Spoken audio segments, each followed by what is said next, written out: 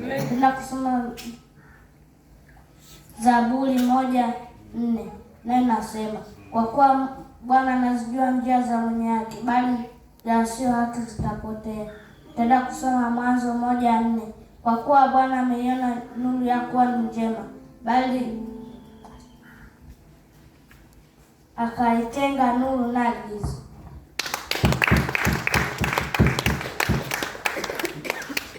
Naenda kusoma mstari Mwanzo 1:1, na inasema, hapo mwanzo Mungu aliziumba mbingu na nchi. Bwana Yesu asifiwe. Amen. Naenda kujifunza Methali 22 mstari wa 6, na unasema, mlee mtoto katika njia ipasayo, naye ataleta kwa mzee. Zaburi 107 mstari wa kwanza, mshukuruni Bwana kwa kuwa ni mwema, kwa maana fadhili zake ni za milele.